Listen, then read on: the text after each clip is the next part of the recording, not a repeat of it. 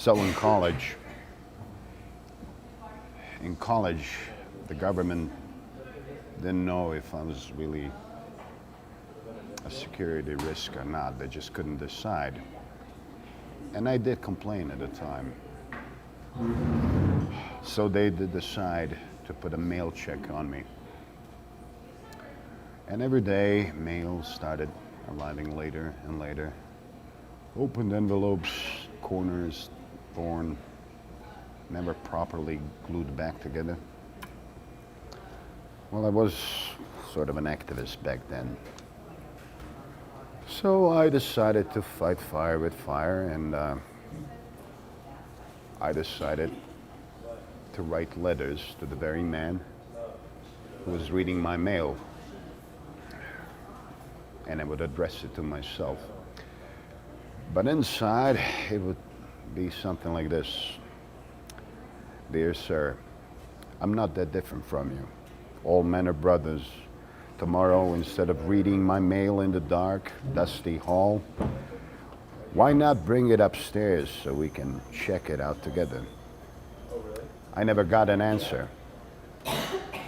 So I wrote another letter. Dear sir, there are no heroes, no villains, no good guys, no bad guys. The world's more complicated than that. Come on upstairs where we can open a couple of beers and talk it all out. Again, no answer. So this time I wrote, Dear sir, I've been thinking too much of my own problems, too little of yours. Yours can't be a happy task, reading another man's mail. It's dull, it's unimaginative.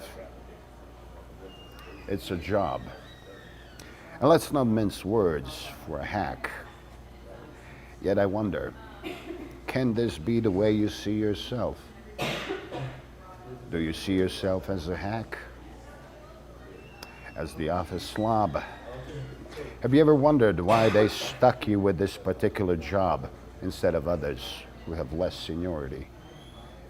That letter never got delivered to me at all. So I wrote again. Dear friend, just a note to advice. You may retain my letters as long as you deem fit. Study them, reread them, think them out. Who back at the home office is out to get you? Who at this very moment is sitting at your own desk reading your mail? I don't say this to be cruel, but because I'm the only one left you can trust. Still no answer. Interestingly enough, next day, a man did show up at my door, claiming that he was from the telephone company to repair my telephone, although no complaint has been sent or written.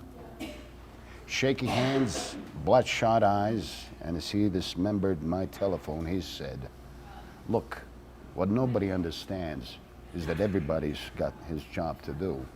I got my job. In this case, it's preparing telephones. I like it or I don't like it, but it is my job. If I had another job, say, with the FBI or someplace putting in on a wiretap, for example, or maybe even reading another guy's mail, like it or not, it would be my job. So does anybody got the right to destroy a man for doing his job?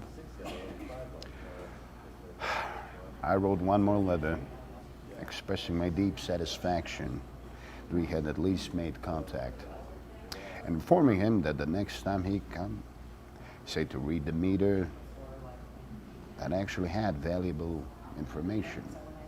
Photostats, recordings, names, dates, about the conspiracy against him. Now that letter showed up a week after I mailed it. It was torn in half and then clumsily, improperly glued back together. Interestingly, in the margin on the bottom, in large shaky letters, there's a word written saying, please.